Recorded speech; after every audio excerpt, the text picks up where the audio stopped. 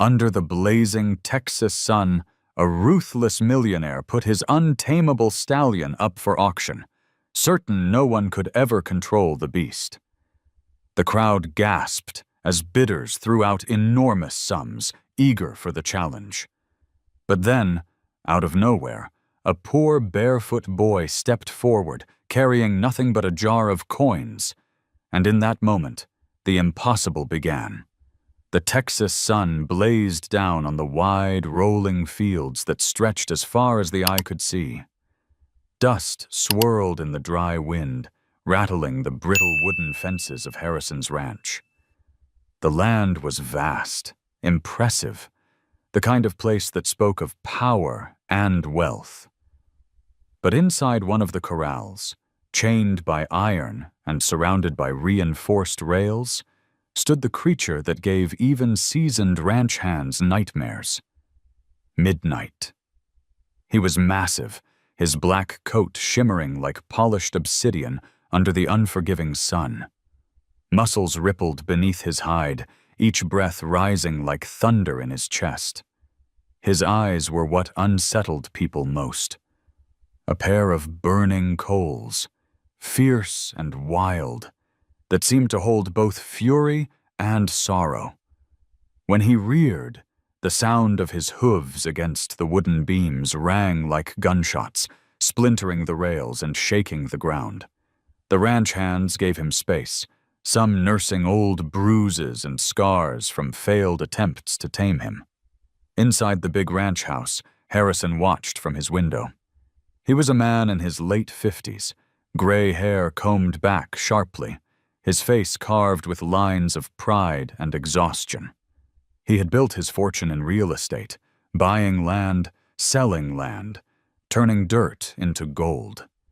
He liked control. He liked order. But midnight was chaos, a storm that refused to be mastered. "Enough," he muttered, slamming his fist against the desk. Contracts and maps scattered across the polished surface. "I've wasted too much time and too much money on this beast. He'll be someone else's problem now." He called for his foreman, a weathered man named Jack. "Make the arrangements," Harrison ordered. "The summer fair's auction is next week. Midnight goes under the hammer." Jack hesitated. "Sir, no one in this county wants that horse. He's put more men in the doctor's office than any bronco I've ever seen." "Then let them come and try," Harrison snapped, his voice cold. "If they want a trophy, let them pay for it. I don't care if they succeed or fail. I just want him gone." Back in the corral, Midnight pawed at the dirt, nostrils flaring as if he understood every word. His mane whipped in the wind, and when he let out a scream, it wasn't just a cry of anger. It was the cry of something trapped too long, something that still remembered freedom. The ranch hands stepped back, shaking their heads. Harrison turned away from the window, but his eyes lingered for a moment longer. Somewhere deep inside, buried beneath years of business deals and hardened pride, a thought flickered like a spark. What if no one could ever tame him? What if this horse was meant for more than to be locked away or sold like cattle? He pushed it aside, hard. Men like Harrison didn't believe in sparks or fate. They believed in numbers, in profits, in cutting their losses. Midnight was a failure in his books, and failures had no place in his empire. The decision was made. Midnight's days on this ranch were numbered. But neither Harrison nor anyone else in the town could have predicted that fate had already begun weaving another thread into Midnight's story, a thread that would come from the most unlikely place, a small boy with nothing to his name but a heart that refused to give up. Far beyond the fences of Harrison's empire, in a worn-out wooden house on the edge of town, a boy named Ethan would soon hear the whispers about the horse called Untamable. And when those whispers reached his ears, nothing in either of their lives would ever be the same again. The little town on the edge of the Texas plains was a place where life moved slow, where everyone knew each other's names and secrets. Dust clung to every porch, cicadas sang endlessly in the trees, and the nights were filled with the smell of mesquite smoke and the distant howls of coyotes. In a weather-beaten wooden house at the end of a dirt road lived Ethan and his mother. Their home leaned slightly to one side, patched up with scrap wood and hope, but it held the warmth of love, something Ethan treasured more than anything else. Ethan was only 9, but the world had already shown him its rough edges. His father had passed away years ago, leaving behind little more than an old toolbox and a stack of unpaid bills. His mother worked long hours at the local diner, carrying plates heavier than she was, her back bent with fatigue, but her eyes still soft whenever they landed on her boy. She never said it aloud, but every wrinkle in her smile told the story of sacrifices made for Ethan's sake. From the moment he could walk, Ethan had been drawn to horses. He would press his face against the dusty windows of barns just to glimpse their powerful bodies moving in the half-light. To him, horses weren't just animals. They were freedom. They were the wide-open plains, the endless horizon, the feeling of wind rushing past your face. He dreamed of having one of his own, though the thought seemed as distant as the stars above his small bed. Most evenings, when his mother was at work, Ethan would sneak away to the edge of Harrison's sprawling ranch. There, hidden among tall grass and wooden posts, he would stare through the gaps in the fence at the herd. He always knew when midnight was there. The stallion's dark form stood out even in the fading light, his restless movements shaking the earth. The other horses gave him space, as though even they feared his presence. But Ethan didn't feel fear. What he saw in Midnight's eyes wasn't just fury, it was loneliness. It was the same emptiness Ethan sometimes felt when the nights were too, quiet and the house too big for just him and his mother. One hot afternoon, as Ethan wandered into town with a small list of groceries crumpled in his hand, he overheard 2 men talking near the general store. Their voices carried low, conspiratorial, but the words struck him like lightning. "They're finally putting that devil horse up for auction," one of the men muttered, spitting tobacco juice onto the dusty ground. "Midnight," the other said, raising his brows. "I thought Harrison would keep him locked up forever." "Harrison's done. Says the beast's not worth the trouble. They'll sell him at the summer fair next week." Could be the spectacle of the year. Ethan froze, his breath catching in his throat. He had to steady himself against the store's wooden post, the list of groceries forgotten in his hand. Midnight. The horse he had watched from afar, the one that set his heart racing every time their eyes seemed to meet across the fence, sold at an auction. The thought swirled inside him, dizzying, intoxicating. The men walked away, still chuckling, but Ethan stood rooted to the ground. For a moment, he imagined it, standing there at the auction, holding Midnight's reins, leading him home like a friend found at last. His chest swelled with a mixture of hope and fear so strong he thought he might burst. He ran home, his bare feet kicking up clouds of dirt, his heart hammering. His mother was outside, shaking crumbs off a faded tablecloth. She looked up in surprise as Ethan skidded to a stop, his face red and eyes blazing. "Mom," he gasped. "They're selling him, the black stallion from Harrison's ranch." Midnight, at the fair next week. His mother's smile faltered, her expression tightening into concern. "Ethan, don't.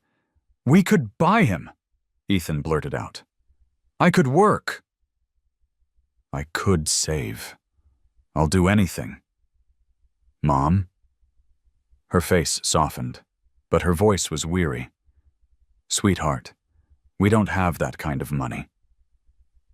Horses are not just expensive to buy, they're expensive to keep. Feed, medicine, shelter. It's a dream, baby. Just a dream. But Ethan couldn't let it go. He stood there, fists clenched, tears burning the corners of his eyes. You don't understand. He needs me. No one else sees it, but I do. He's not just angry, he's sad, like he's waiting for someone who won't give up on him. For a long moment, his mother just stared at him, the breeze tugging at her hair. She wanted to crush the hope before it grew too wild, wanted to protect him from disappointment. But in Ethan's eyes, she saw something she hadn't seen in years, a light, fierce and unshakable. The same light his father once had when he talked about fixing up their home or making a better life. She knelt, brushing the dirt from his cheeks with rough hands. "Ethan," she whispered, her voice trembling, "dreams are dangerous things for people like us. But if this is what you want, if you believe it's meant to be, then maybe you'll find a way." That night, Ethan lay awake, staring at the cracked ceiling. The sound of cicadas drifted through the window, and the faint smell of hay still clung to his shirt from the ranch fence. He imagined Midnight's dark eyes, the way they seemed to hold storms inside them. He imagined touching his mane, whispering words only they would understand. His fists tightened around the thin blanket. He knew what he had to do. Somehow, some way, he would find the money. He would stand at that auction, no matter how small he looked beside the men in fine suits. And when they laughed at him, he would not back down. Midnight was waiting. Midnight needed him. And Ethan, for the first time in his young life, felt like he had something worth fighting for. The next morning, the air was heavy with the scent of dew and the faint sweetness of wildflowers clinging to the edges of the dusty road. Ethan sat at the worn kitchen table, his head bent low over a scrap of notebook paper where he had scribbled clumsy calculations. Pennies, nickels, and dimes were scattered in front of him, the small beginnings of what he imagined could one day buy a horse. His hands moved with the stubbornness of someone much older than 9, stacking and restacking coins, as though determination alone could multiply them. His mother, Mary, moved around the kitchen, the sound of her footsteps tired but steady. She poured coffee into a chipped mug and leaned against the counter, watching her son silently. She had not slept well. All night she had heard Ethan's restless turning in the bed across the thin wall, and in her heart she knew his dreams had already taken root too deeply to be pulled out. "Ethan," she began softly, her voice heavy with both tenderness and worry. "You know what you're thinking isn't possible, don't you?" He looked up, eyes wide, the coins shining in the morning light. "Why not? If I work hard enough, if I save every cent, maybe—" She shook her head firmly, setting the mug down with a thud. "It isn't just about buying him. Horses eat more than we do. They get sick. They need land, shelter, shoes for their hooves. Even people with money struggle to keep one. You can't just wish that away." Ethan's throat tightened, but he pushed back, his voice trembling but fierce. "I don't care about the money. Midnight needs someone who believes in him, Mom. Everyone else sees a monster, but I see more than that. He looks trapped, like he's waiting for someone to give him a chance." Mary pressed her lips together, her heart aching at the fire in her son's eyes. That fire was dangerous. It could burn too brightly and leave only ashes. She turned to the window, staring out at the dirt yard where weeds pushed stubbornly through cracks in the earth. "Dreams can be cruel, Ethan. They can make you hope for things that the world will never give you. I don't want you to hurt when some reality reminds you of who we are and what we don't have." The boy's chest rose and fell quickly, his small fists clenching at his sides.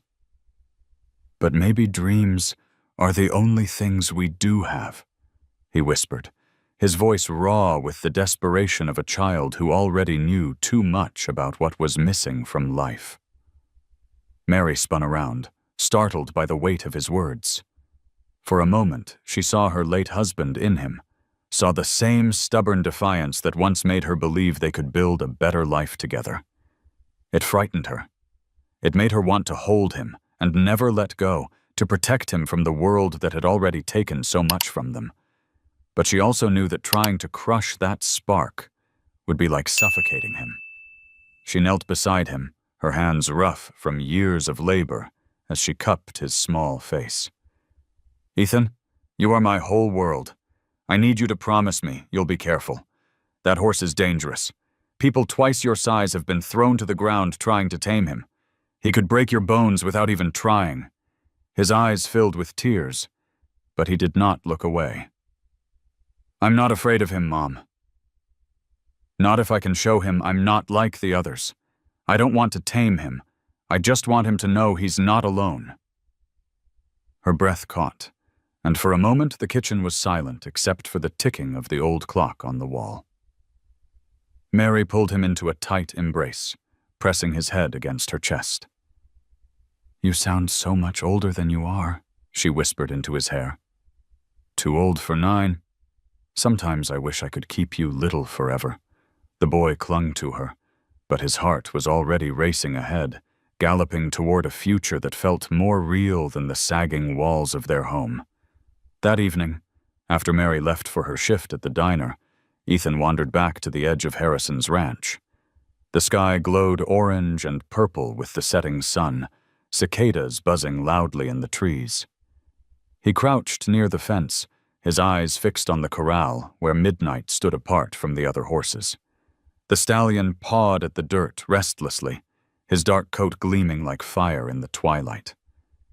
Ethan whispered through the fence rails, as though the horse could hear him. "They don't understand you. But I do. I promise I'll find a way." Midnight lifted his head, ears flicking, and for the briefest of moments their eyes met across the distance. The wildness in the horse's gaze seemed to soften, just a fraction, before he turned and trotted away into the shadows of the corral. Ethan stayed there long after the light faded, his knees sore from crouching, his heart brimming with a determination that no warning could extinguish. His mother's voice still echoed in his ears, full of fear and love. But inside him another voice spoke louder, the quiet, steady beat of hope, refusing to be silenced. By the time he rose to his feet and walked home beneath the first stars of night, Ethan had already made his choice. He would prove her wrong, not because he wanted to, but because he had to. Midnight was waiting, and nothing in the world could keep him away.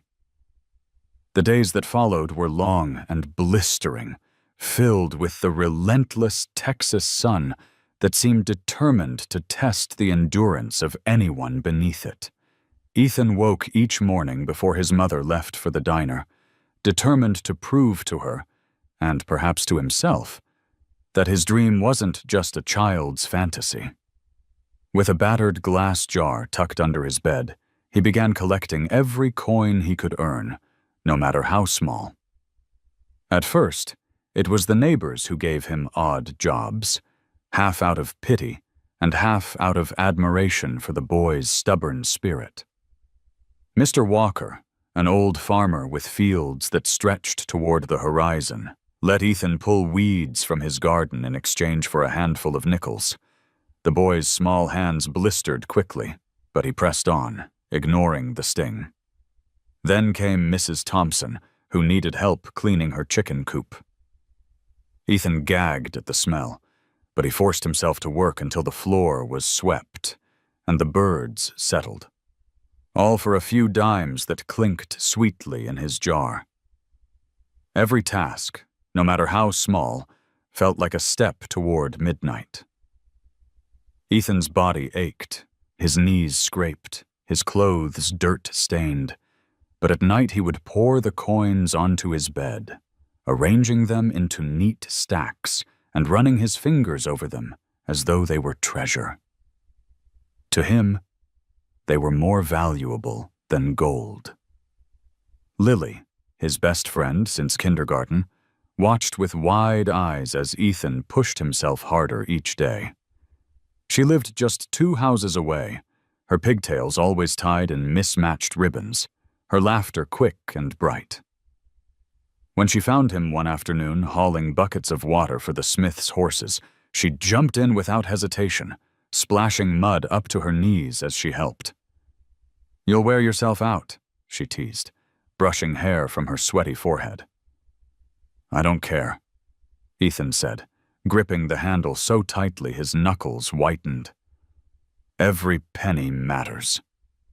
She tilted her head, her smile softening. "You really think you can buy him? Midnight? He's huge, Ethan. He looks like he could stomp through a brick wall." Ethan paused, resting against the fence, his chest heaving. "He's not mean. He just doesn't trust anyone. But if I can be the one to show him, then maybe he won't be alone anymore." "And neither will I," Lily studied him for a long moment, then nodded firmly. "Then I'm helping." No more arguing. Together, they became a team. Lily convinced her parents to let her set up a lemonade stand by the roadside, and Ethan helped her haul the crate of lemons and sugar out each morning. The stand was nothing more than 2 planks nailed together, a sign written in Lily's uneven handwriting. But the townsfolk came. Some bought lemonade because they were thirsty. Others came because they'd heard about the boy saving for something impossible. Coins dropped into the jar with a music sweeter than any song. Still, not everyone was kind. Some men laughed openly when they saw Ethan walking through town with his jar. "A horse?" one of them barked, his belly shaking with laughter. "Kid, you'd need 100 jars just to look at the thing, let alone own it." The words stung, but Ethan refused to let them stick. He kept his head down, clutching the jar against his chest as if it were the most precious thing in the world. One evening, after a long day of working in the fields, Ethan trudged home with dirt caked on his arms and sweat dripping into his eyes. His mother stood on the porch, arms crossed, her gaze both worried and proud. "You're going to break yourself," she said, though her voice carried no real anger. Ethan dropped the coins he had earned into the jar with a clink and wiped his brow. "If I stop now, I'll never get him." "And I have to, Mom. Don't you see? It's not just about me wanting a horse. Midnight. He needs someone. He's like me. Everyone thinks he's trouble, but maybe he's just waiting for someone to understand him." Mary's chest tightened at his words. She wanted to tell him he was wrong, that a horse was just an animal and not a mirror for a boy's heart. But deep down she couldn't. She saw the fire in him, and she knew it was the same fire that had driven her husband before life wore him down. She pressed her lips together and nodded faintly, her silence giving Ethan permission to keep trying. That night, Ethan and Lily sat cross-legged on the floor of his small room, pouring the coins onto the rug. The stacks grew taller, but when they counted, the total still felt heartbreakingly small compared to the numbers Ethan had heard whispered about auctions. "It's not enough," Lily whispered, her voice quivering. "It doesn't matter," Ethan said firmly, his jaw set. "I'll keep going. Even if it takes forever." She looked at him with shining eyes, her faith in him unshaken. "Then I'll be with you every step." The days turned into weeks, each one marked by Ethan's determination. His hands toughened, his shoulders grew stronger, and the jar grew heavier. And though the road ahead stretched long and uncertain, his heart beat with a rhythm that matched the gallop of a horse he had not yet touched, but already loved. The world might laugh, the odds might crush him, but Ethan refused to stop. Midnight was out there, and Ethan knew, down to his bones, that their stories were already tangled together, waiting for the day when fate would pull the knot tight. The town of Red Bluff lay quiet beneath the blazing summer sun, the air thick with dust and the scent of cattle. The wooden storefronts creaked in the wind, and dogs sprawled lazily in the shade of porches. For Ethan, though, the world never seemed still. His mind was always racing, his legs always running, his eyes always searching for the next task that could earn him a coin. His glass jar, hidden beneath his bed, grew heavier by the week, but never enough to silence the whispers in his head that said it wouldn't matter in the end. One afternoon, after helping Mrs. Thompson carry sacks of feed into her barn, Ethan wandered toward the edge of Harrison's ranch again. He knew he shouldn't, but the pull of midnight was too strong. He crouched by the fence, staring through the slats as the black stallion paced inside his corral, snorting and pawing at the earth. Dust rose around his legs, and the sunlight caught his mane like a halo of fire. Ethan whispered, barely moving his lips, "I'm still trying. I'll find a way to bring you home." The voice that answered wasn't the horse's. "You shouldn't be here, son." Ethan spun around, startled, to see Sheriff Collins standing just behind him. The sheriff's tall frame cast a long shadow across the ground. His uniform was faded from years of wear, his hat tilted low over eyes that had seen too much of the world's harshness. His badge gleamed dully in the light, a quiet reminder of the authority he carried in Red Bluff. Ethan's throat went dry. I was just looking." The sheriff's gaze followed the boy's eyes to Midnight, who had stopped pacing and now stood, muscles taut. Ears flicked forward as though listening to the conversation. Collins sighed, crossing his arms. "That horse is trouble, Ethan. He's already put grown men in the dirt. Broke a ranch hand's arm last spring. Nearly trampled another. He ain't meant for boys to be dreaming about." Ethan swallowed hard, but he didn't back away. "He's not bad. He's just angry. No one understands him." Collins tilted his head, studying the boy. There was no mockery in his eyes, only concern. "Sometimes anger is what makes a creature dangerous. Don't mistake danger for sadness. You're just a kid. You don't know how quick that horse could end you." The words struck Ethan like a slap, but instead of crumbling, he stiffened. "I'm not afraid of him." The sheriff's eyes narrowed. He had seen that look before, the reckless determination of men who thought they could outstare the wildness of nature. Most of them had scars to show for it, if they were lucky enough to survive. He crouched to meet Ethan's gaze, his voice low. "Fear keeps you alive. You don't have to be ashamed of it. But running headfirst into something you don't understand, that'll bury you." Ethan's fists clenched at his sides. "He's not just something. He's Midnight, and he's mine. He just doesn't know it yet." Collins stared at him, searching for the right words. For a moment he almost smiled, though it was touched with sadness. "You sound like your daddy when he was your age." He thought he could fix everything, too. The boy blinked, startled. "You knew my dad?" The sheriff nodded slowly. "Knew him well enough?" "He had a good heart, same as you. But a heart like that, if it ain't careful, can get broken clean in two. Just promise me you'll think before you do something foolish." Ethan wanted to argue.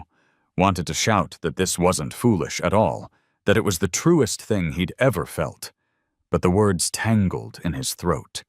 Instead, he just nodded stiffly. Collins rose, brushing dust from his trousers. He gave Midnight one last wary look. "That horse won't let anyone close. Don't go believing you'll be the one to change him. Life doesn't work like the stories you kids tell each other."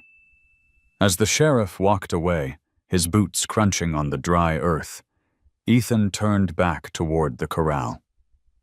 Midnight's eyes were still on him, dark and burning, and for an instant, the boy swore the stallion understood everything that had just been said. Ethan pressed his hands against the fence, whispering fiercely, "They don't believe in you. But I do. I always will inside the corral." Midnight stomped once, a sharp, powerful sound that echoed across the empty field. Ethan took it as an answer, a promise that bound them together more tightly than any warning could unravel. When he finally walked home under the blood-red sunset, Sheriff Collins's words lingered in his mind. They were meant to frighten him, to turn him back. But instead, they only hardened his resolve. Dreams were dangerous. That much was true. But so was giving up. And Ethan knew which danger he was willing to face. The days in Red Bluff seemed to blur together as the summer wore on, each one hotter and heavier than the last. Dust coated the streets like a second skin, and the air shimmered above the wide, cracked roads leading into town. For most people, the coming of the summer fair was a bright spot in the endless grind of ranch work and small-town routine. The fair meant music, rides, stalls filled with food, and most importantly, the auction that drew wealthy buyers from across the county. But for Ethan, the fair was more than just a celebration. It was the line between dream and reality. Every morning he woke before the sun, the sound of cicadas already buzzing through the thin walls of his home. He would tiptoe to the jar beneath his bed, lift it with both hands, and shake it lightly just to hear the coins clink together. The sound was a promise, a heartbeat reminding him of what was coming. Yet each time he poured them out and counted, the truth cut into him like a dull blade. The money wasn't nearly enough. No matter how many weeds he pulled, no matter how much lemonade Lily sold, the jar would never stand against the thick wallets of men in cowboy hats and polished boots who would soon crowd into the auction yard. Still, Ethan refused to let despair take root. He threw himself into every task that came his way. He carried heavy sacks until his shoulders ached, mended fences with hands rubbed raw, and even cleaned stalls that reeked so badly he thought he might be sick. His mother's warnings still echoed in his ears, and the sheriff's stern words followed him like a shadow, but his resolve only grew sharper. Midnight wasn't just a horse. Midnight was waiting for him. At night, Ethan lay in bed staring at the ceiling, sweat clinging to his skin in the stifling heat. Sometimes his mother would peek into the room, her tired eyes softening when she saw him awake. "Sleep, Ethan," she would whisper. "Dreams can't grow if you don't rest." He would nod, close his eyes, and pretend to drift off. But inside, his mind was already at the fair, standing before midnight with the whole town watching. Lily came by almost every day, her energy a constant spark that kept Ethan from sinking into doubt. Together they dragged their rickety lemonade stand to the busiest corner of town. She called out cheerfully to passers-by, and Ethan squeezed lemons until his hands stung. The coins came slowly, dropped into the tin box with a clatter that always made Ethan smile. Some people gave them money out of kindness, others out of amusement, but every coin mattered. "Do you think it'll be enough?" Lily asked one sweltering afternoon as they counted the day's earnings. Her pigtails were frizzed with sweat, and her cheeks burned red from the sun. Ethan stared at the small pile of quarters and nickels. He wanted to lie, to say yes, but the truth pressed too hard against his chest. "I don't know," he admitted quietly. "But I can't stop now." She reached over, squeezing his hand. "Then neither will I." The days slipped away, and the fair grew closer. Red Bluff came alive with preparations. Banners were strung across Main Street, painted with bright colors that fluttered in the hot breeze. Stalls were hammered together, and the smell of roasting meat and kettle corn drifted through the air. Children ran excitedly through town, chasing after wagons filled with hay and supplies. Even the adults, weary from long days under the sun, couldn't help but smile at the coming festivities. But beneath the excitement was the steady drumbeat of the auction. Everyone was talking about it. Harrison's horse, the one no one could tame, was finally being sold. Farmers whispered in disbelief, ranchers scoffed, and wealthy men polished their boots in anticipation. Midnight had become more than just a horse. He was a legend, a challenge, a prize. Ethan heard the whispers every time he passed through town. Some people chuckled, shaking their heads when they saw the jar he carried under his arm. "That boy thinks he's gonna buy Harrison's devil horse," they murmured. "Poor kid. Doesn't know the world don't work that way." But Ethan kept his chin high. He had grown used to the laughter, used to the sideways glances. He knew most of them would be there at the fair, ready to watch him fail. And that only made him more determined. One evening, as the sun sank low and painted the fields in gold, Ethan walked out to the edge of Harrison's ranch once. More Midnight stood in his corral, restless as ever, his coat glistening with sweat. He kicked at the rails, snorted, and reared back with a ferocity that made the earth tremble. But when Ethan whispered through the fence, the stallion's ears flicked forward, and for a heartbeat, he stilled. Their eyes met across the fading light, and Ethan felt something he couldn't explain. A connection that went deeper than fear or longing. The fair was only days away. Soon, the moment would come when Ethan's dream and the world's reality would collide. Whether he rose or fell, whether he won or lost, he knew there was no turning back. Midnight was waiting, and Ethan would be there, no matter the cost. The morning of the fair arrived with the sharp scent of dust and frying oil already hanging in the air. Red Bluff was alive before the sun had fully risen.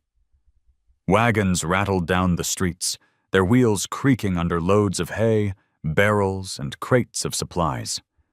The square had been transformed overnight into a bustling patchwork of stalls, banners, and makeshift stages. Bright colors flapped in the hot wind, and laughter mingled with the distant music of a fiddle. Children darted between booths clutching sticky sweets, while men and women strolled slowly, inspecting everything from saddles to jars of homemade preserves. But at the center of all the noise and excitement stood the auction pen. The wooden ring was freshly mended, the rails thick and reinforced, and benches circled the enclosure. A stage had been built for the auctioneer, complete with a microphone and loudspeakers that would carry every word across the grounds. Already people filled the seats, murmuring, pointing, and glancing toward the pen where the infamous horse would soon appear. Ethan stood at the edge of the crowd, clutching his glass jar so tightly his fingers ached. His mother had begged him not to come, had tried one last time the night before to talk him out of it. She had cried, her tired hands trembling as she pressed them against his cheeks. But Ethan had only hugged her tightly, whispering that he had to try. Now, As he stood among men in pressed shirts and polished boots, he felt smaller than ever. Lily appeared at his side, her braids neat for once, her dress patched but clean. She carried a paper cup of lemonade from their stand, thrusting it into his hands. "Drink," she ordered, her voice firm despite the tremble in her eyes. "You look like you're about to pass out." He nodded, sipping gratefully, though his stomach churned too much to swallow. Around them, the crowd grew louder, anticipation crackling like heat lightning. Everyone was waiting for the same thing: the moment Harrison unveiled Midnight. Harrison himself stood near the auction stage, towering in his crisp suit, his silver hair gleaming in the sunlight. He spoke briefly with the auctioneer, his voice calm, his face unreadable. To the people of Red Bluff, he looked every inch the wealthy landowner, a man in command of everything he touched. But when his gaze flicked toward the corral where Midnight waited, a shadow crossed his features. He masked it quickly, but Ethan saw it, and for the first time wondered if the man feared his own horse. The auction began with smaller lots: saddles, harnesses, young cattle, even a few ponies. The bids came fast and loud, the numbers climbing higher and higher, the crowd cheering with each strike of the gavel. Ethan tried to listen, but the words blurred together. His heart thumped in his chest like a drum, every beat echoing Midnight's hooves in his imagination. Then the moment came. The auctioneer raised his hand for silence, his voice booming through the speakers. "Ladies and gentlemen, the lot you've all been waiting for." A stallion unlike any other in this county, strong, fierce, untamed. Harrison's Midnight. The gates creaked open, and the black stallion exploded into the ring like a storm unleashed. He reared high, hooves slashing at the air, a scream ripping from his throat that silenced the crowd.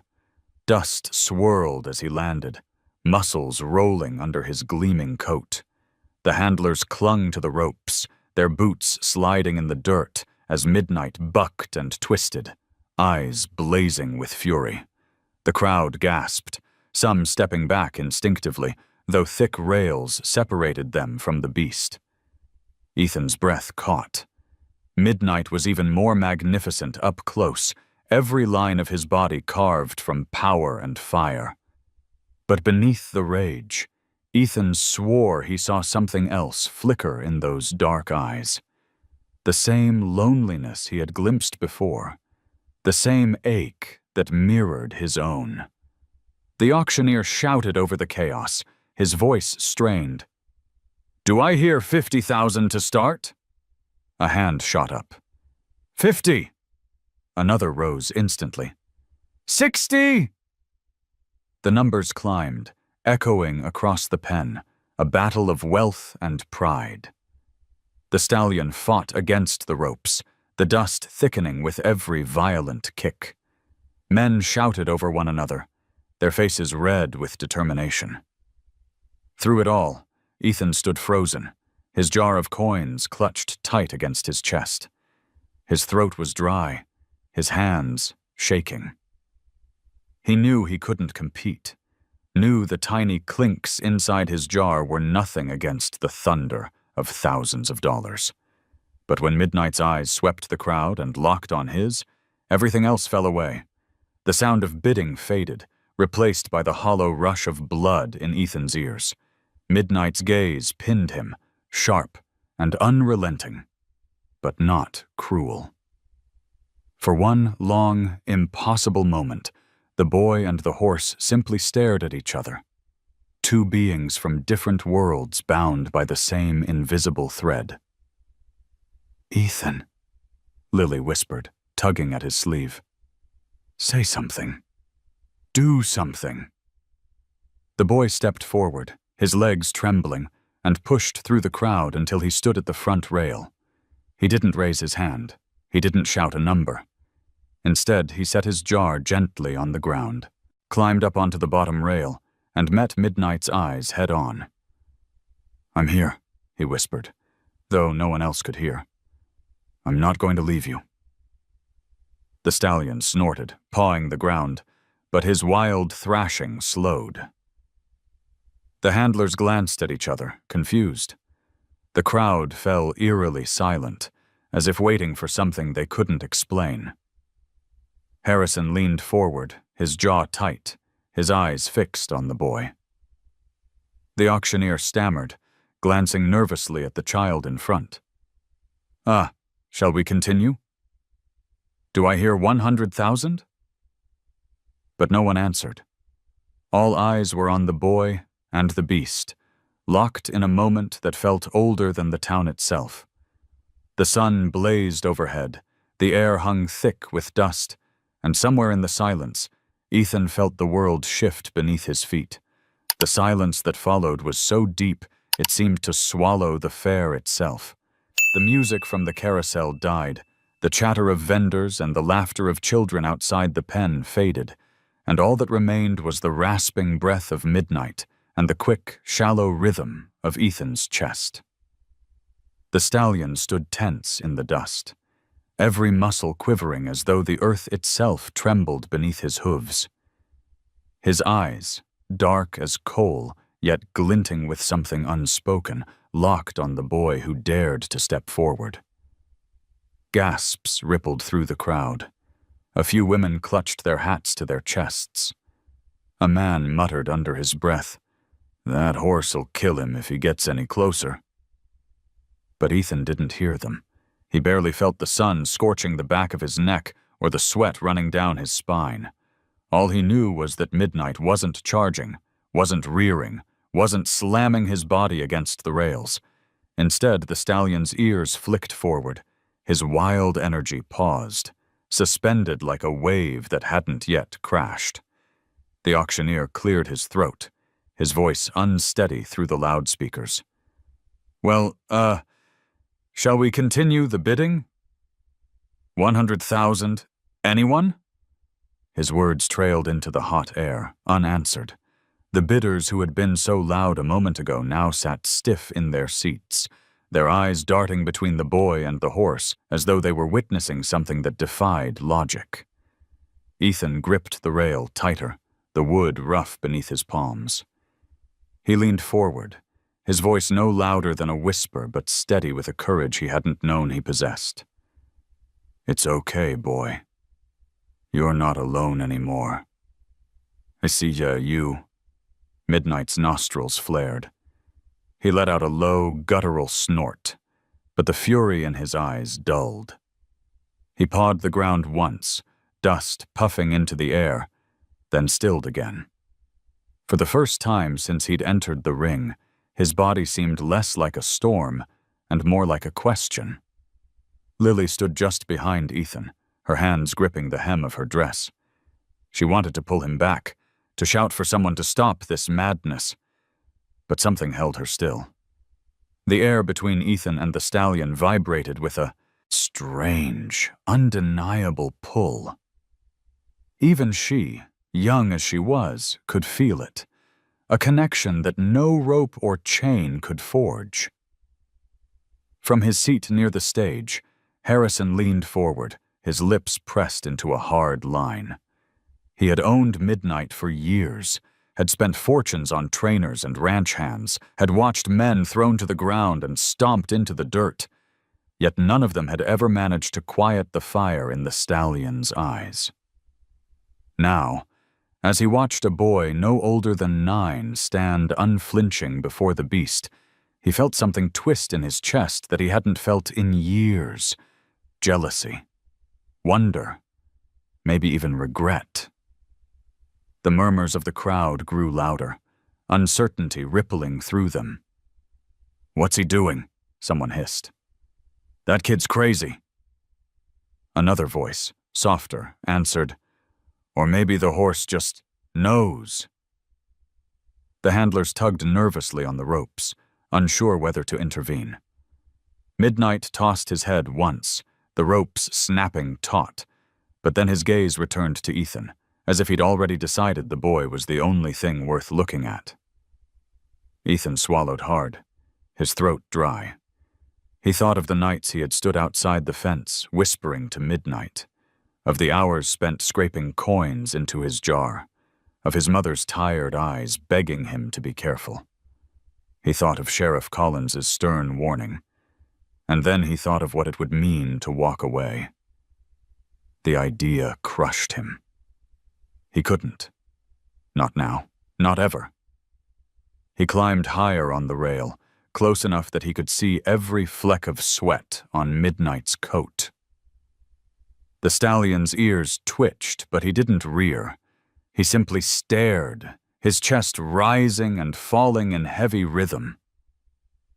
Ethan lifted his small hand, palm open, trembling in the hot air. "I'm not here to hurt you," he said softly. "I just want to know you."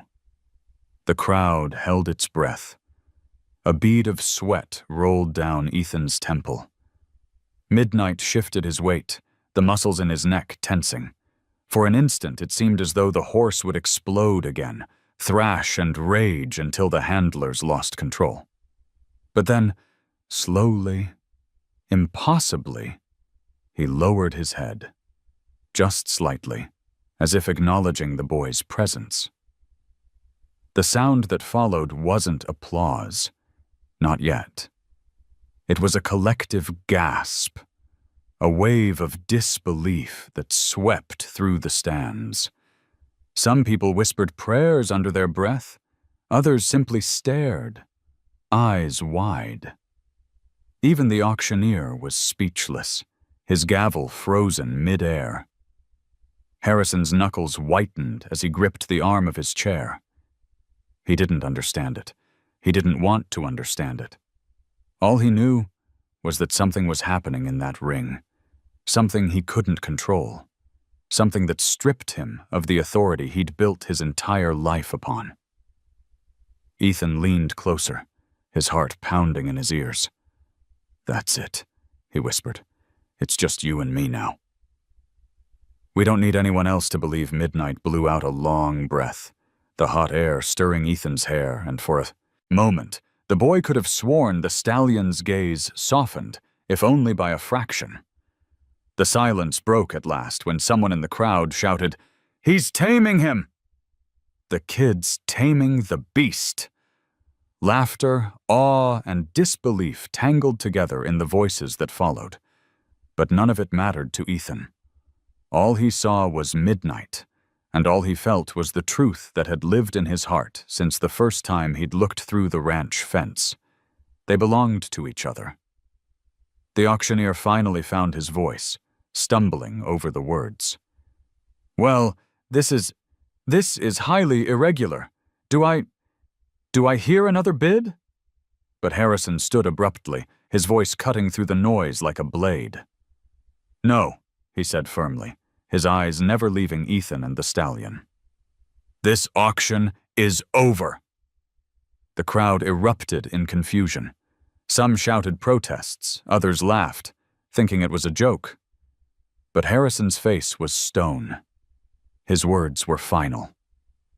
And in that moment, Ethan's life, and Midnight's, shifted onto a path no one in Red Bluff could have foreseen. The moment Harrison's words cut through the thick summer air, the crowd erupted into chaos. Voices overlapped, some shrill with disbelief, others booming with laughter. The auctioneer's gavel froze mid-air, his mouth hanging open as if he weren't sure whether he had heard correctly. Men in fine hats twisted in their seats to look at Harrison, their faces flushed with outrage. Women covered their mouths with gloved hands, whispering fiercely to one another. Ethan, still perched on the rail, barely breathed. His heart pounded so loudly he thought the whole town could hear it. His jar of coins sat at his feet, pitiful and small compared to the thunder of the bids that had been called moments ago. He hadn't spoken a number, hadn't raised his hand. Yet here stood the richest man in Red Bluff declaring, in front of everyone, that the wildest horse in the county now belonged to him. Impossible! One of the bidders roared, his voice carrying above the din.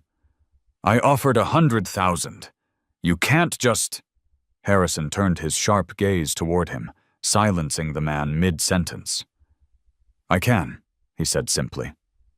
His voice was cool, but there was a tremor buried deep in it, a note only those watching closely would have heard. He didn't glance at the bidder again. His eyes were locked on the boy and the stallion, as if daring anyone to challenge what had just happened.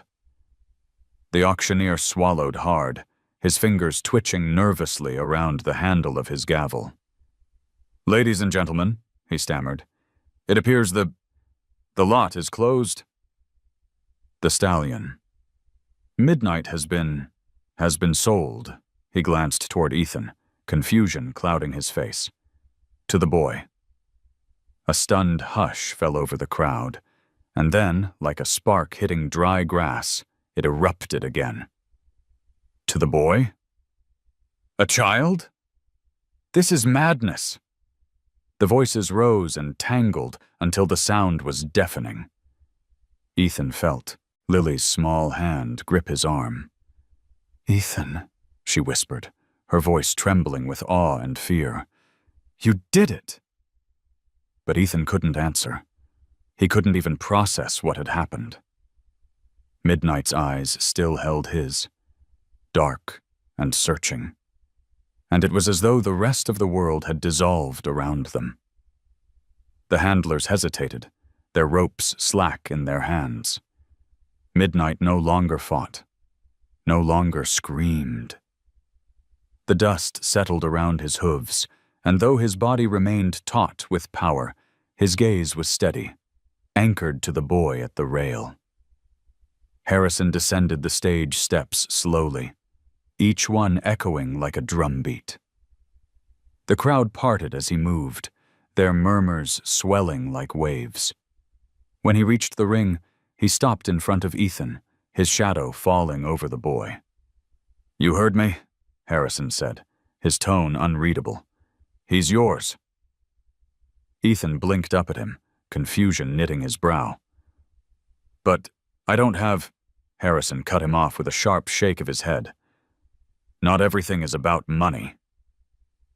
His gaze flicked toward Midnight, then back to the boy. Sometimes it's about who the animal chooses. The crowd gasped again, their disbelief rippling outward. Some scoffed, some laughed bitterly, but others grew quiet, struck by something they couldn't quite name. Ethan's throat felt dry as he whispered, Why me? For the briefest moment, something cracked in Harrison's mask of control. His eyes softened, almost imperceptibly. Because he looked at you the way he never looked at anyone else, he said, his voice low enough that only Ethan and Lily could hear. And because maybe I need to see what happens when someone else tries a different way. The words puzzled Ethan, but before he could ask, Harrison stepped back. He motioned to the handlers, his voice carrying across the pen. Release him. Gasps broke out as the ropes were loosened. The handlers hesitated, terror etched on their faces, but Harrison's glare gave them no choice. They dropped the ropes and scrambled back. Midnight stood free in the ring, his chest heaving, the crowd holding its collective breath. For a heartbeat, nothing moved. Then, slowly, impossibly, the stallion turned toward Ethan. His massive body gleamed with sweat, his mane wild in the hot breeze. He took one step, then another, the ground trembling beneath his hooves. Dust swirled as he crossed the space between them. Ethan's knees threatened to buckle, but he didn't move away. His small hand reached forward, trembling, open. Midnight lowered his head, nostrils flaring, and the hot breath of the stallion brushed against Ethan's palm. The crowd exploded with shouts and cries. Some screamed in disbelief, others in joy, others in fear. But Ethan didn't hear them. The only sound was Midnight's steady breathing, the only feeling the warmth of the horse's muzzle against his skin. In that instant, boy and stallion became something more than owner and beast. They became a promise, forged in silence, stronger than any contract or price. Lily's eyes brimmed with tears as she whispered, "He's really yours." Ethan swallowed hard, tears threatening his own eyes. "No," he said softly, stroking Midnight's nose as the horse stilled under his touch. "I think I'm his." Behind them, Harrison stood with his arms crossed, his expression unreadable. But deep in his chest, he felt something he hadn't in years. A weight lifting, a strange, sharp ache of hope. For the first time, he wasn't the master of the story unfolding before him. The boy and the untamable horse were, and he couldn't look away. The walk back from the fair was unlike anything Ethan had ever experienced. Midnight's reins, though loose and trembling in his small hands, felt like the weight of destiny itself. The crowd had followed for a while, buzzing with disbelief. But as the dust settled on the road out of Red Bluff, it was only Ethan, Lily, and the towering black stallion who moved together through the evening light. Midnight's massive body loomed beside the boy, each step shaking the ground, each flick of his ears reminding everyone how dangerous he could be. Yet the rope never snapped taut.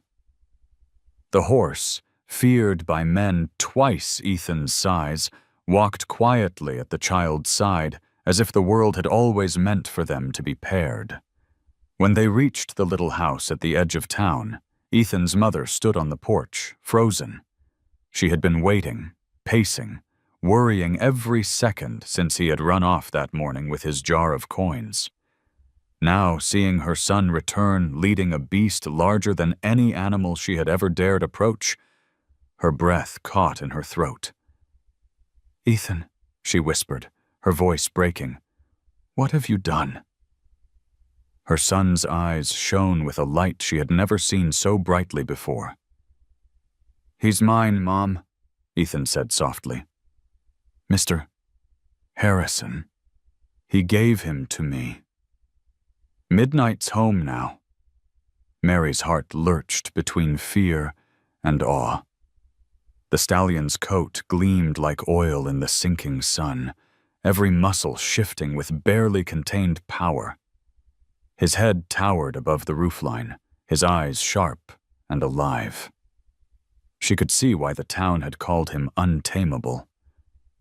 But then she looked at her son, at the way Ethan's small hand rested against the animal's neck without a hint of hesitation, and she saw something else. She saw trust, fragile, trembling, but real.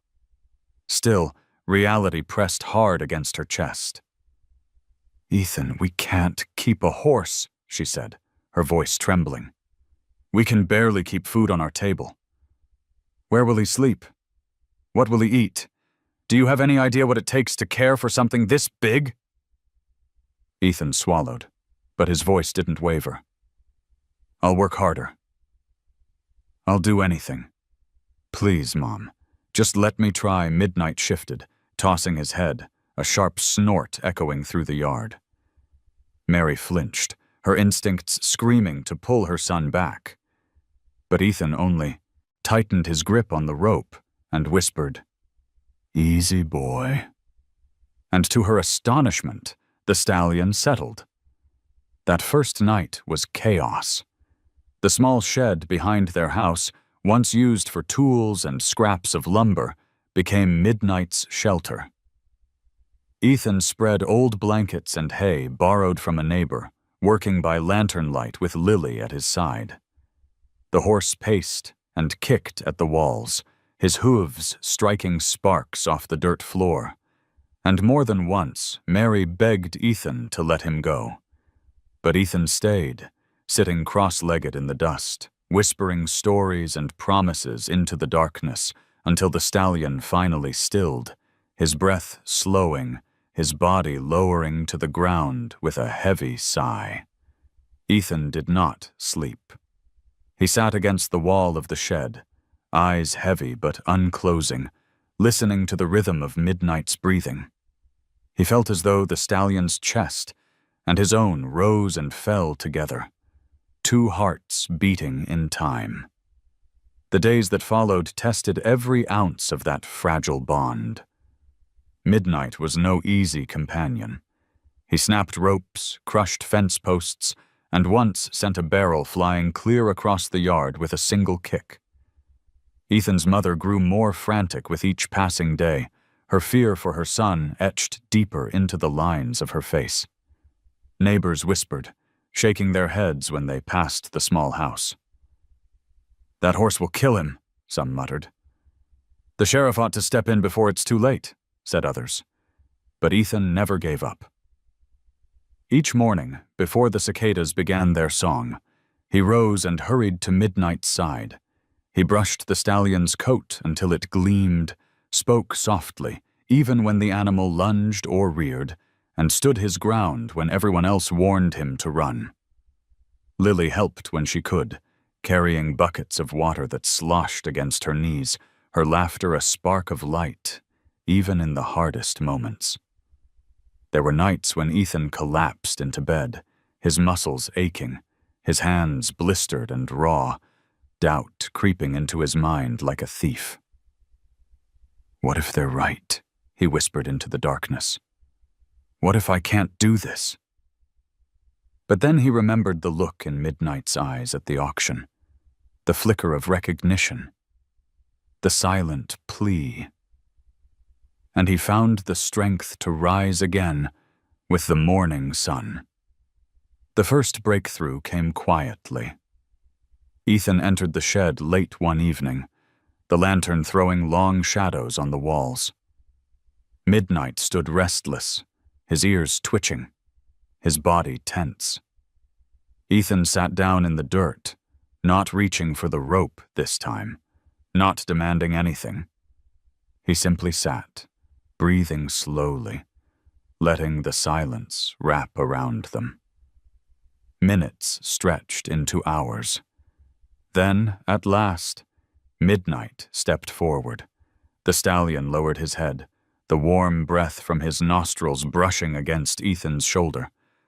The boy's eyes filled with tears as he reached up, gently, and rested his hand on the horse's neck. For the first time, Midnight did not pull away. The world outside remained skeptical, cruel even. But inside that shed, a boy and a horse had begun to build something no one else could see. It was not ownership. It was not control. It was understanding, born of patience and need, a fragile thread binding two lonely souls together. Mary watched from the doorway, her heart torn in two. Fear still clutched her, but so did pride. She saw her son's determination hardening into something unshakable. And though she whispered prayers into the night for his safety, she also whispered thanks for the strange miracle that had begun in her own backyard. Ethan knew the road ahead would be long, filled with challenges he couldn't yet imagine. But as Midnight's head pressed gently against his shoulder in the dim light, he believed, with all the strength of his young heart, that they would walk it together. Harrison had not planned to see the boy again. When he left the fair that day, his chest had felt heavy in a way he could not explain, as if he had set loose not only a horse, but something long buried inside himself. He had told himself it was over. Midnight was no longer his burden. Yet as the days passed, he found his thoughts circling back to the scene at the auction ring. The boy's trembling hand, the stallion's steady gaze, the hush that had fallen over the crowd, as if they had witnessed something sacred. From the wide porch of his mansion, Harrison could see the town in the distance, a smudge of roofs and church steeples against the flat horizon. He told himself he had business elsewhere, contracts waiting, land deals to close. But his feet betrayed him. One late afternoon, as the sun baked the earth into gold and the cicadas sang their endless chorus, he found himself steering his truck down the dirt road that led to the small house on the edge of Red Bluff. The house looked even smaller up close, patched with boards of mismatched wood, the yard cluttered with rusting tools, and the pale skeleton of an old swing. Yet, in the back, beyond the shed that leaned like it might collapse any moment, stood the black stallion. Midnight towered against the sky, his coat shining even in the dust, his mane tossing in the hot wind. And beside him, barefoot in the dirt, stood Ethan. The boy was brushing the stallion's neck with slow, deliberate strokes, his face set in concentration. Midnight shifted and stamped once, but did not pull away.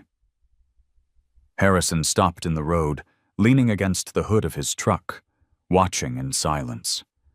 The scene tugged at something in him he had long thought dead. At last, Ethan noticed him. The boy froze, his hand still on the horse's neck. Midnight lifted his head, ears flicking, and gave a low snort. But he did not rear. Ethan narrowed his eyes, suspicion flashing across his young face. "What are you doing here?"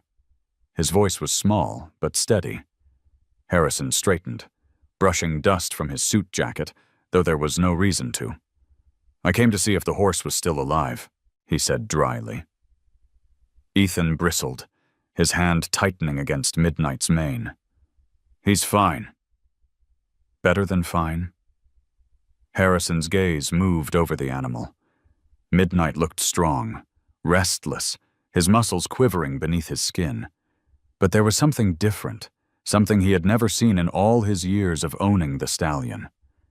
Midnight was calm, not tamed, never tamed, but calm in a way that unsettled Harrison. "You'll get yourself killed," Harrison said at last, his voice low. "That horse isn't a pet. He's fire.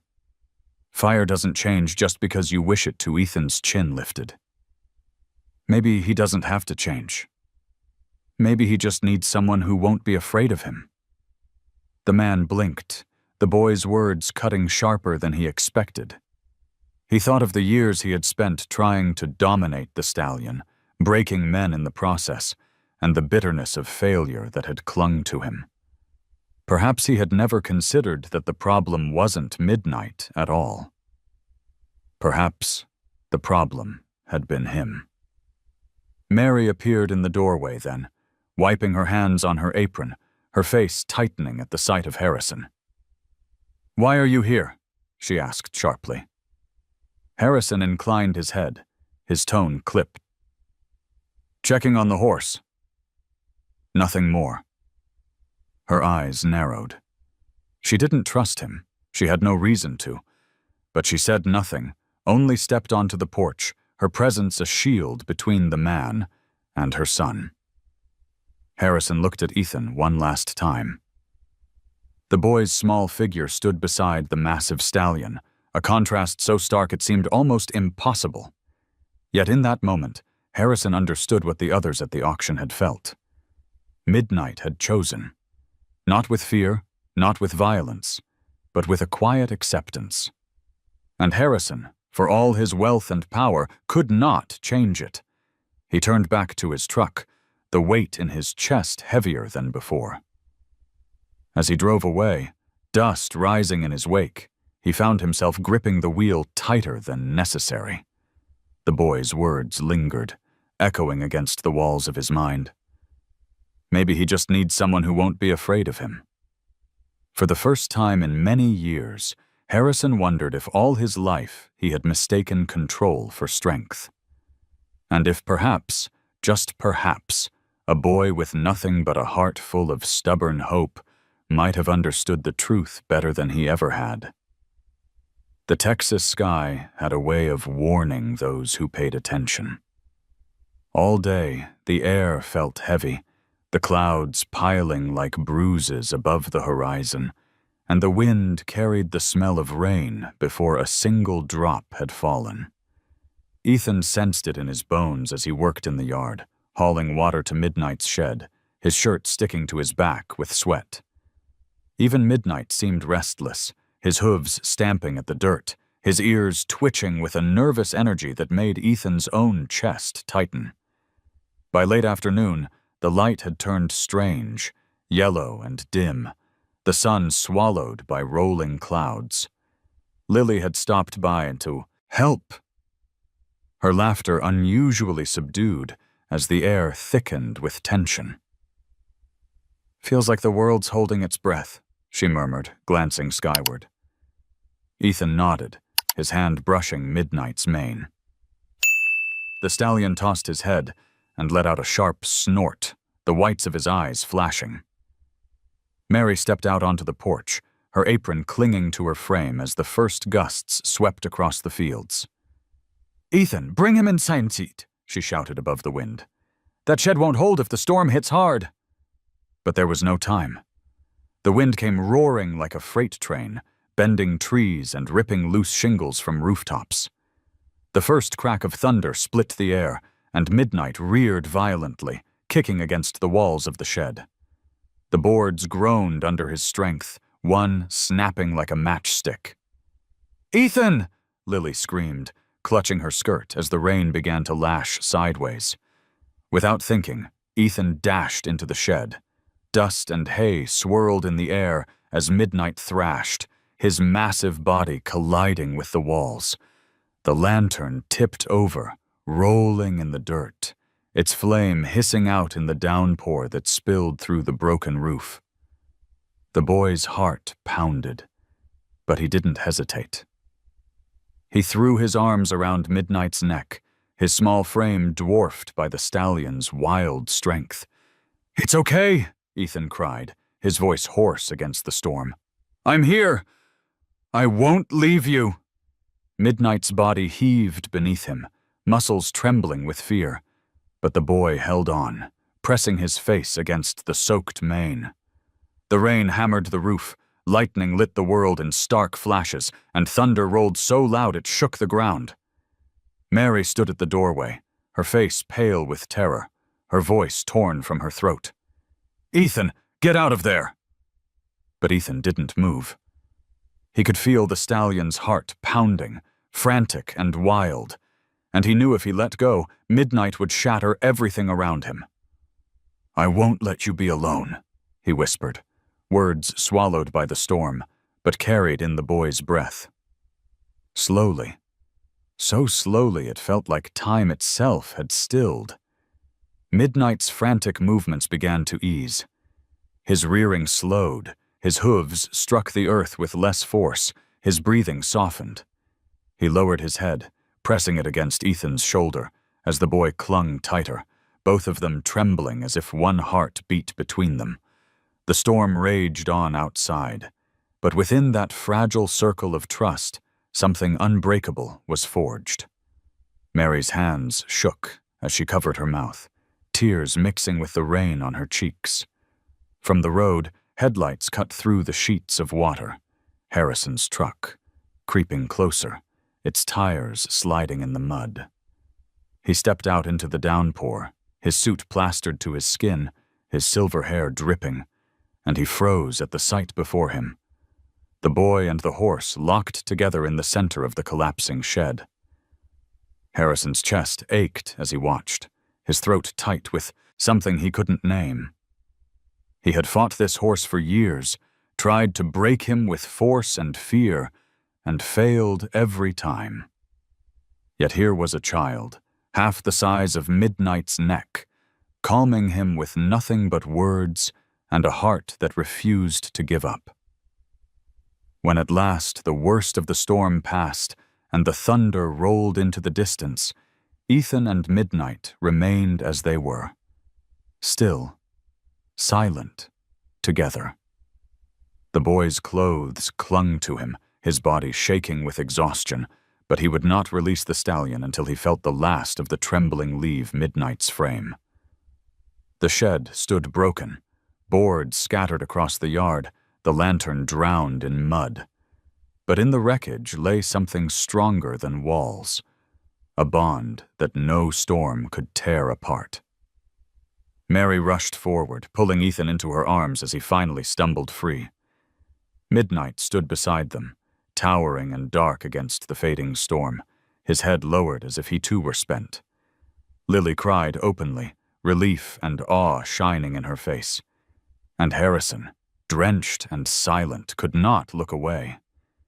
For the first time, the man who had built his life on ownership and control felt powerless in the face of something far greater.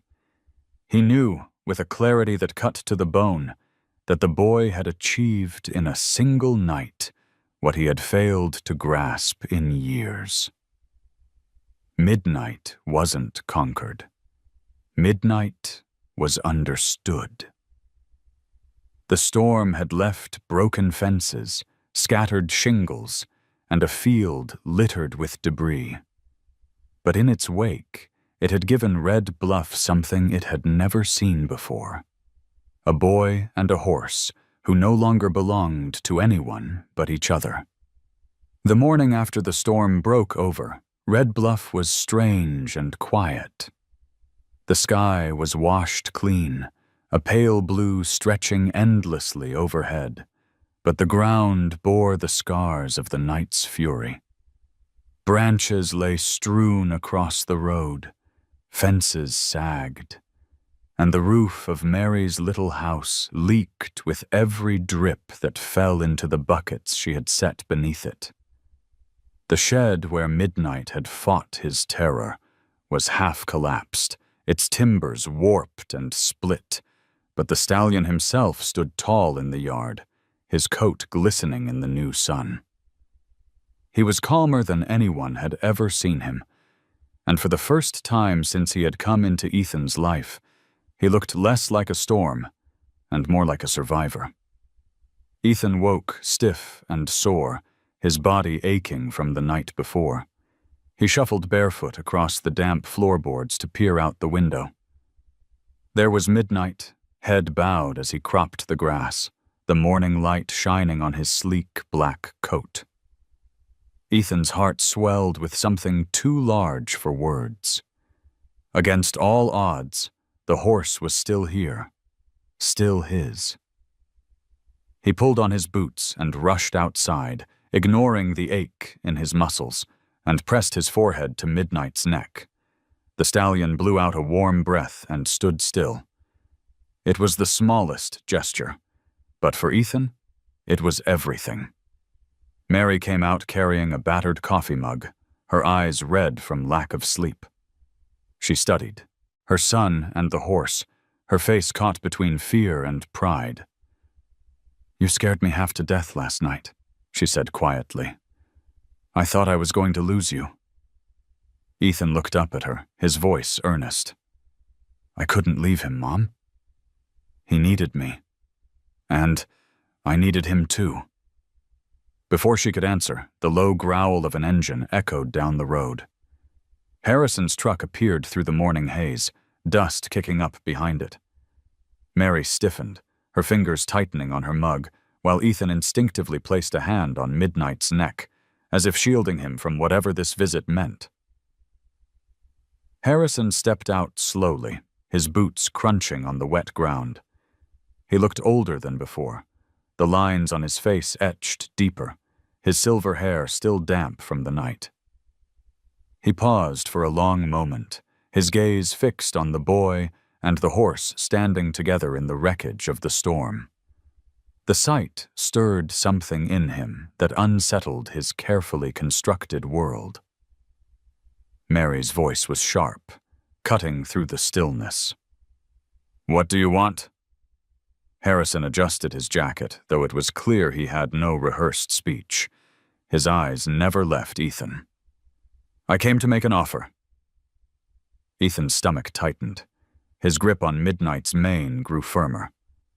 "You can't take him back," he blurted, his voice trembling. "He's mine now." Harrison raised a hand slowly, as if calming the boy. "I didn't come to take him. I meant what I said at the auction. He's yours. But a horse like that? He won't survive long if you're trying to care for him with nothing but scraps and willpower. You don't have the resources. You need help." Mary stepped forward, her eyes narrowing. "Help from you? And what price comes with that help, mister? Harrison?" For once, Harrison didn't meet her fire with arrogance. His shoulders sagged, his voice softened. "No price. Not the kind you think. I'll cover his feed, his medicine, even help you rebuild that shed. On one condition, Ethan takes responsibility for his training, his care, every choice. I won't interfere. I just want to see him survive, and see what the boy can do." The silence stretched heavy. Mary studied him with suspicion, her instincts warning her against the man who had always taken more than he gave. But Ethan's heart pounded with something different. He heard the condition not as a burden, but as a chance. A chance to prove himself, to prove to the world that Midnight wasn't a lost cause. "Why?" Ethan asked finally, his voice barely above a whisper. "Why would you help me after everything?" Harrison's eyes darkened with something unspoken. "Because I saw what you did last night. I saw a horse I could never reach lay his head against a boy who refused to let go. And because," he added, his voice rough, "I need to know if there's another way besides fear and force." Mary's lips tightened. She wanted to refuse, to send him away, to protect her son from the weight of this man's shadow. But when she looked at Ethan's face, she saw his eyes burning with the same fire that had carried him through the storm. She couldn't crush that, not after seeing how far it had taken him. Ethan turned to her, his voice steady. "Mom, I can do this. With his help, Midnight can have what he needs. Please." The boy's plea broke something inside her. She nodded once, her voice low. "Then we'll accept. But remember, Ethan, this is still our home. And he," she glanced at Harrison, "doesn't get to own us." Harrison inclined his head, accepting her terms. He looked at Ethan one last time, something like respect flickering in his expression. Then it settled. As he walked back to his truck, Ethan pressed his face against Midnight's neck, whispering into the stallion's mane. "We're going to be okay now. I'll take care of you. I promise." The storm had left ruin in its wake, but it had also delivered something unexpected. Not just survival, but a fragile alliance. And in that uneasy partnership, a new chapter of Midnight's story had begun. One written not in chains or commands, but in trust, and in the stubborn heart of a boy who refused to let go. Word of the storm, and what had happened in the shed, spread through Red Bluff faster than the wind that had ripped shingles from rooftops. By the next morning, whispers trailed Ethan wherever he went. Some called him foolish, others called him brave, but all agreed on one thing. The boy and the black stallion were no longer just a curiosity. They were a story that belonged to the town itself. At the diner where Mary worked, customers leaned across their coffee cups, voices low but urgent. "They say the horse laid his head right on the boy's shoulder," one man whispered. "Didn't fight, didn't buck. Just stood there like a dog." Another shook his head in disbelief. "That animal near killed 3 grown men. And now a 9-year-old has him eating out of his hand? Doesn't sound real." Mary said nothing, carrying plates and refilling mugs, but her hands trembled every time she thought of the sight herself. Her son, drenched and shaking, clutching a beast larger than any man, and somehow surviving. Ethan felt the weight of those eyes when he walked through town. People stared openly, their conversations halting as he passed. Children pointed and whispered, "That's him, the boy with the horse." Some of the older ranch hands tipped their hats, a gesture of respect mingled with wariness. Others scoffed. "It won't last," one man muttered as Ethan walked by. "That horse will turn on him soon enough." Ethan heard every word, but he kept his head high. He had learned not to let doubt steal his fire. Back at home, midnight had become both a spectacle and a secret. The neighbors would sometimes wander close to the fence, peering over to catch a glimpse of the notorious stallion now standing quietly beside, the boy who brushed his coat. Children begged their parents to let them watch, but few dared to get too close. Midnight remained restless, unpredictable, his hooves striking sparks against the dirt whenever strangers drew near. Yet when Ethan's voice reached him, calm and steady, the fire in the stallion's eyes dimmed to embers. One afternoon, Sheriff Collins arrived, his broad frame filling the gate as he leaned against the post. His eyes were cautious, but not unkind. "You've caused quite a stir, Ethan," he said. "Half the town thinks you've got a gift. The other half thinks you're one step away from disaster." Ethan stood barefoot in the yard, his small hand resting on Midnight's shoulder. "Maybe both are true," he admitted. "But I'm not giving up on him." Colin studied the boy for a long moment, then the horse. Midnight's ears twitched, but he didn't rear or strike. "I've seen men lose their lives because they thought they could outstare a wild animal," the sheriff said finally. "But you don't seem to be fighting him. You're just standing with him." Ethan nodded. "Because he doesn't need someone to fight him. He needs someone to believe in him." The sheriff exhaled slowly, tipping his hat before walking back toward town. "Well, son, you've got more grit than most men I know. Just be careful. The town's watching, and not everyone wants to see you succeed." Lily remained Ethan's closest ally, her faith unwavering. She spent hours by his side, carrying water, gathering hay, or simply sitting in the dirt while Ethan whispered to Midnight. Sometimes she laughed, sometimes she argued with him about methods, but never once did she leave. "Let them talk," she told him one evening as the sun sank low, turning the sky to fire. "They don't know you like I do." They don't know him either. Harrison, true to his word, kept sending supplies, bales of hay, sacks of grain, even a proper brush and bridle. Yet each delivery stirred new whispers in town. Some claimed he was testing the boy, others said he was plotting to take the horse back when Ethan failed. Harrison himself remained a mystery. He came rarely, always standing apart, his eyes unreadable as he watched the boy and the stallion.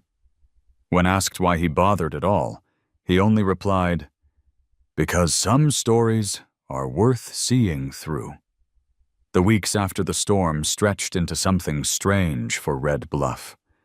The fair was long gone, the fields buzzing again with work, but the boy and the horse remained the center of every conversation. For a town used to sameness, it was like watching a living legend unfold in their dusty streets. And for Ethan, though the weight of their stares sometimes pressed heavy on his shoulders, he carried it with pride. Every brushstroke across Midnight's coat, every whispered word in the quiet of the shed, was proof that the bond between them was real. Not everyone believed, but he didn't need them to. Midnight believed. And that was enough. As summer deepened, the boy and the stallion walked the fields together. their shadows stretching long against the horizon. And from porches and fence lines, the people of Red Bluff kept watching, caught between doubt and wonder, knowing they were witnessing something rare, something that might change them all. The first hints of spring came quietly to Red Bluff, carried on softer breezes that stirred the tall grass and painted the fields in shades of green. After the long weeks of winter storms and heavy skies, the land seemed to breathe again, and so did the people who worked it. For Ethan, spring meant something more. It meant a chance to ride midnight, not as a dream, but as a truth. A chance to see the stallion's power stretch out beneath him across the open plains. On a morning washed in golden light, Ethan led Midnight from the shed, his hands steady as he tightened the bridle Harrison had given him months before. The stallion stamped once, the sound echoing across the quiet yard, but his eyes were calm, focused on the boy who had never left his side. Lily leaned on the fence, her face glowing with excitement, while Mary stood on the porch, arms crossed, her heart caught between fear and pride. She had seen too much to deny what her son had accomplished, but the sight of him preparing to climb onto Midnight's back still stole her breath. "Are you sure about this?" Mary called, her voice tight. Ethan nodded, his jaw firm. "He's ready." "And so am I." The boy placed one small foot in the stirrup, his fingers gripping the leather, and with a determined pull, he swung onto the horse's back. Midnight shifted beneath him, powerful muscles tensing, but he did not buck or rear. Instead, he let out a deep breath, as though acknowledging that this moment belonged to them both. Ethan leaned forward, his hands resting gently against the horse's neck. "Let's go, boy," he whispered. And with a nudge of his heels, Midnight leapt forward. They surged across the field like a shadow come alive, the stallion's mane whipping in the wind, his hooves striking the earth in a rhythm that felt like thunder. The world blurred around them, the fences, the trees, the town shrinking to nothing as the horizon opened wide. Ethan clung to the reins, his laughter breaking free, wild and unrestrained. For the first time, he wasn't just a boy with a dream. He was a rider. And Midnight was no longer untamable. He was free. Lily's cheers rang faintly behind them, and Mary's hands covered her mouth, tears streaming down her face. But Ethan heard none of it. All he knew was the wind in his hair, the pounding of Midnight's hooves, and the steady beat of two hearts finally in sync. When they slowed at last, stopping atop a hill where the land rolled out like an ocean of grass, Ethan slid from Midnight's back and pressed his forehead against the stallion's. "We did it," he said, whispered. "We found our place." Midnight's warm breath answered him, and for a moment, the boy believed the horse understood every word. It was then that Harrison appeared at the edge of the field, his truck parked by the fence. He didn't approach right away, only watched, his figure outlined against the sky. When he finally walked forward, his boots crunching in the grass, there was no trace of the proud, unyielding man who had once stood at the auction ring. His eyes, though still sharp, carried something gentler, something heavier. "You've done what no one else could," Harrison said quietly, his voice almost lost in the wind. "I tried to own him, tried to control him. But you," he shook his head, his throat tightening, "you didn't break him. You set him free, and in doing that, you set something free in me too." Ethan looked up at him, unsure what to say. He was just a boy, and Harrison's words carried the weight of years he could not yet understand. But in the silence between them, something shifted. The man and the child, so different, shared a truth neither could deny. They had both been changed by the same horse. Mary and Lily joined them on the hill, their faces glowing in the spring light. Together, the four of them stood in quiet reverence, watching as Midnight tossed his head and pawed the ground, eager to run again. The town of Red Bluff would keep telling its stories, some with laughter, some with doubt, some with awe. But Ethan no longer cared about the whispers. He had found what he had been searching for. Not ownership, not glory, but connection. Midnight was not his possession. Midnight was his companion, his freedom, his home. As the sun dipped lower, painting the sky in hues of orange and pink, Ethan climbed back onto Midnight's back. With Lily's laughter carrying on the wind and his mother's tears shining in the fading light, he urged the stallion forward once more. Harrison watched them disappear into the distance, his hands clenched at his sides, his heart heavy and light all at once. And so it was that a poor boy and an untamable horse found each other in a world that had no place for either of them. They found freedom not in chains or control, but in trust, in loyalty, in love. For Ethan, for Midnight, and for those who had witnessed their story, life in Red Bluff would never be the same again. And that was the story of Ethan and Midnight. Proof that love and trust can tame even the wildest spirit. Now, I want to hear from you. If you believe that kindness is stronger than money, just drop a simple one in the comments. If you think money still rules the world, type 0. Don't forget to subscribe, because the next story might touch your heart even deeper than this one.